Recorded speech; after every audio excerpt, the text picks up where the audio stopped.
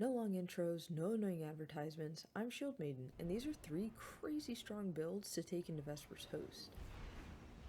First big disclaimer is that there is going to be a power creep on the armor stats. Don't worry too much about getting your armor stat numbers just right yet. Focus on the builds. Second big disclaimer is that at the end of the day, this all comes down to preference. So if you change anything up, let me know how in the comments. Dim links are also in the description. Warlocks running Song of Flame with Speaker Sight and Ember of Benevolence are going to be the best supportive teammates you've ever had. With this fragment, you're granted 400% additional grenade, melee, and class ability regeneration for 6 seconds. If you have high stats in these specific stats, grenade, melee, and class ability, at a T9 or a T10, you'll basically get to just spam your abilities the entire time. All it takes to proc this is granting the Radiant, Cure, or Restoration buffs to allies, or by healing or reviving allies.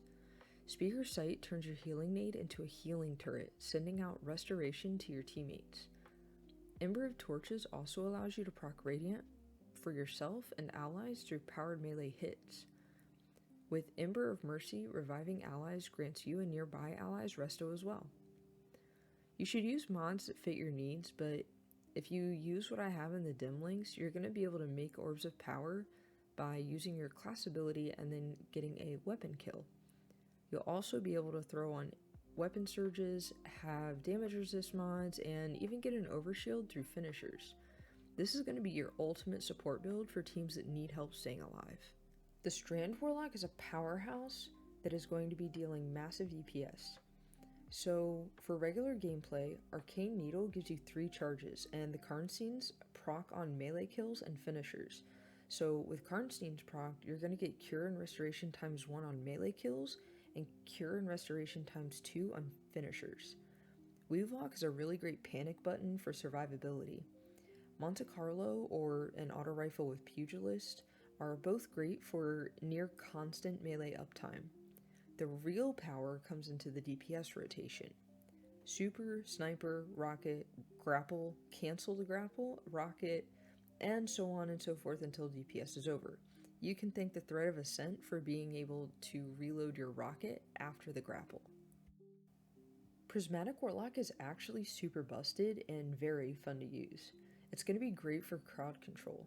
You can use Osmiomancy Gauntlets or a class item with Spirit of Osmiomancy combined with either Spirit of Verity, Star Eaters, or Claw. For survivability, Devourer will grant bonus health regeneration after final blows. Facet of Purpose gives you an overshield when you collect Orbs of Power. Void Overshields are giving you a 70% damage resist here. Facet of Protection actually gives an extra 15% damage resist when surrounded by enemies. And then when you're Transcendent, that bonus goes to 32%.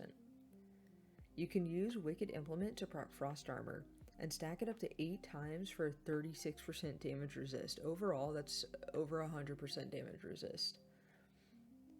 The main thing here is to keep your grenade up, and you're going to do that by grabbing the elemental pickups that are going to charge those. So, basically the gameplay loop is as follows. Spawn a Bleakwatcher turret, throw the Arcane Needles at the enemies. You can either use the Scout for Frost Armor or the GL for Overshield.